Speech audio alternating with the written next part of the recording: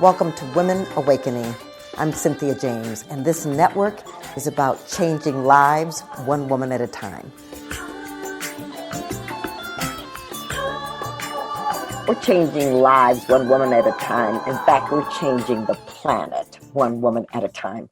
I'm so grateful to be with you, to introduce you to women that inspire me, that are making a difference on the planet simply because they chose to awaken.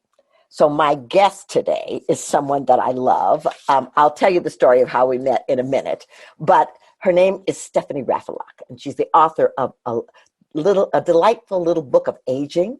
She's a graduate of Naropa University program in Writing and Poetics. She's penned articles for numerous publications. She's also the host of Coffee Table Wisdom. It's a podcast, and it promotes healthy aging in mind, body, and spirit. Welcome. I'm so glad that you're here. Thank you. It is a thrill to be here.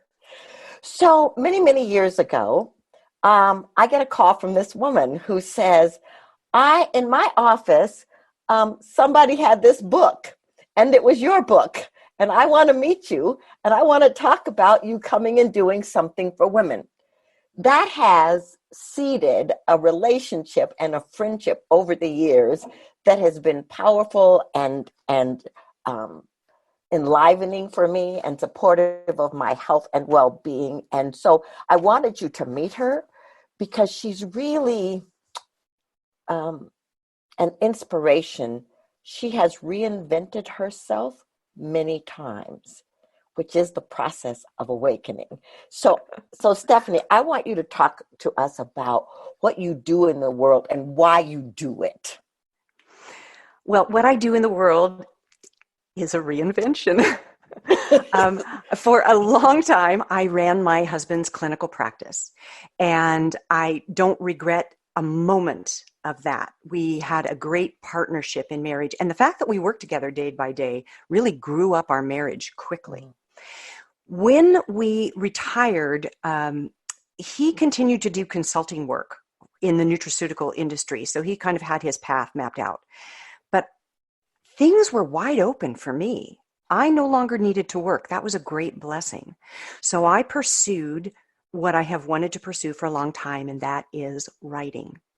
And writing has been a slow process because we'd all like to believe that we're a literary savant, but I wasn't that. I was a rookie. So I've made all the rookie mistakes. And my book, which I'm going to hold up, Yay. A delightful little book on aging, releases April 28th of this year. And this book is a slim volume of essays about my perspective of aging, and more specifically, aging with women. Because I'll bet you the farm that no one ever said to Warren Buffett, do you ever think about maybe doing a little lift here? You know, but women get this fear about my face is changing, my body is changing, my worth is tied up in it. Maybe we don't say it that straight up to ourselves. So my whole process now is I write about positive aging and I speak about positive aging. I'm doing a presentation at the Charles Schwab campus here. We hope that it's going to be a live event. It may be a virtual event like this, but I'm talking to women in finance. And, you know, for a long time, the financial world was the purview of privileged white men.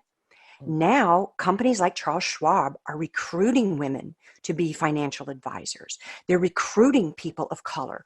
They're recruiting from the LGBTQ community. So you've got this fabulous diversity. And I get to go talk to these women about what it means to age and rise up and claim your maturity, to claim your mature voice, and realize that you, in spite of the advertising industry, have tremendous value. So that's what I do. Absolutely. Well, and what this is great. And I want to talk about this, but see, I want people to know you didn't just leap into this place. You've had different careers. Yes. You know, your beauty has been an entree point at certain places because you had that charisma and that beauty. And how did you get from, identifying yourself by the outer to bringing the wholeness of you to the planet today? I think that's still an ongoing process for me. That becoming whole is an ongoing process. But one of the things that I looked at was I wanted to keep expanding. I just read Twyla Tharp's book. It's called Keep It Moving. Twyla Tharp, for those of you who don't know, is a great dancer. She's in her 70s now. She still choreographs. She still teaches. But one of the things she said is, in dancing, there are two movements. There is the expansive movement and there is the contracting movement. And if you contract, and we talked about this a little bit on my podcast, you and I, if you contract, if the muscles atrophy, the heart and the mind are soon to follow. So for me, I approached aging as, what's most important? Is it my physical beauty, or is it the fact that I keep moving? And it was the fact that I keep moving. So every day I get up and walk. You know, the dog is my best trainer. He wants his walk, he reminds us, and he lets us know. So I keep moving in that way. I do some yoga, I do some stretching, I do whatever I can to keep my body flexible, because I want to keep my beliefs and my thoughts flexible too. I want to keep my heart flexible so that it's open to the world. So that's the number one thing to me, is that it's really about a kind of attitudinal health that has a physical component to it. Our attitudes, our adaptability, and our activity. I think that's what makes us age well. And those were the things I discovered through the writing process. And like you said, it didn't come on day one. It was a period of time. It's like the mantra for myself, which is keep writing. More will be revealed. Keep writing. More will be revealed. And even now that this little book is done and it's coming out, I'm still learning about the process. What does it mean to age well? What does it mean to be a mature woman? And it really doesn't have anything to do with looks at all. Even though I kind of surprise myself when I walk past the mirror sometimes. I go, well, there's a lot going on under there. You know? I have looked in the mirror and said, oh, wow, who is that? Who is that? Exactly. So I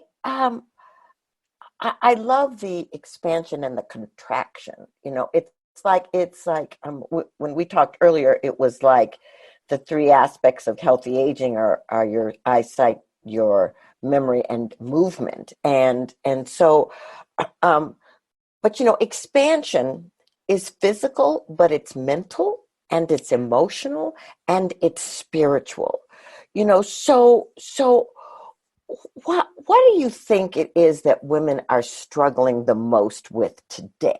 I mean, I realize there's a lot going on the planet. There's, you know, the pandemic, there's all kinds of things going on, but what do you think women are struggling with the most individually? I think that we struggle with surrendering to the grief process. I think that grief is a great transformative force. And there is some grief in aging. And I'm not talking about the kind of grief that you get stuck in. I'm talking about the kind of grief that breaks open your heart. It's not meant to break your heart. It's meant to break open your heart. And so we don't know how to grieve the loss of athletic prowess. I keep moving, but there are certain things I just can't do anymore. I can't run. I can't play tennis. I've got some disc degeneration in my lower back. But that doesn't mean I can't walk 3 to 5 miles every day. That doesn't mean that I can't do Pilates or some yoga. Some of my yoga is chair yoga now. So I have been through that grief process of like, oh, I'm sorry to let this go, but I have to let it go. There is a grief that comes with losing one's physical appearance. I'm sorry to let this go, but I got to let it go. And I think about my mother, who was 90 when she passed, and I think, you know, I never once looked at her in her old age and went, oh man, that's just not an attractive woman. I just never once even said that. So why would I say that to myself? You know, I saw the sparkle in her eyes till the day she died. She had a wicked, wicked bad sense of humor. And it always kind of sparkled in her eyes. There was always mischief under the surface. So I think women struggle with that point of grief. That grief is not meant to be stuck in. It's meant to be the bridge. I have lost my athletic prowess, and now what? I've lost my physical beauty the way that it was. What's beautiful about me now? Mhm. So I think that what we struggle the most with is giving ourselves to the process of grief that acts as a bridge and allows us to ask the question, this being so, how shall I proceed? As the Zen saying goes. Yes. Oh, I love that. Here's the thing too. It's like so many of us are experts at beating ourselves up. We're experts at, pulling ourselves down and not loving and honoring each other. But the truth is um, that the self-talk that we do and the lack of self-judgment of ourselves and of other women creates a space for more love and more caring and more support. So I want to know, you know, you did a lot to get ready to write this book. It was evolutionary, and there's a Yes. lot of people who listen to this who want to be writers. And so what are the three things you would tell people about if you want to be a writer, what do you do? I would say first, become a student of Mm-hmm. writing. Mm-hmm. Give yourself to being a student and take a humble position of being a student. Like I said, I would love to believe when I wrote my first novel, I really wanted to be the literary savant. I worked with a guy named Larry Brooks who said to me, you're probably going to have to write like 3 or 4 of these to get good at it. And I listened to what he said and I smiled and I nodded and I thought, no, not me. I won't have to do that. Well, I did write several novels. And then I found out that my real wheelhouse was in the personal essay. And I thought, well, what am I going to do with a personal essay? Well, what I found out was we're all connected by our stories. And the little story that I tell you about my mother will enliven in you. Oh, I have a story like that about my mother too. Yes. And so there's this connection. So that's what I write now. That's how I write. And it can be small works like a delightful little book on aging, or I'm working on a much larger manuscript now that is still a series of personal essays because I'm like that opinion column writer that says, this is what my story is and this is what I think about it. Right. Well, what I love is that through this process, and it was a It process, was a process. you found your voice and you found your genre. Just because we think it's one thing doesn't mean that's what That's ultimately right. it will become. Right. That's right. So being a student, number one, I want to tell you number two and number three. Number Okay. two is if you want to be a writer, get your butt in the chair every morning.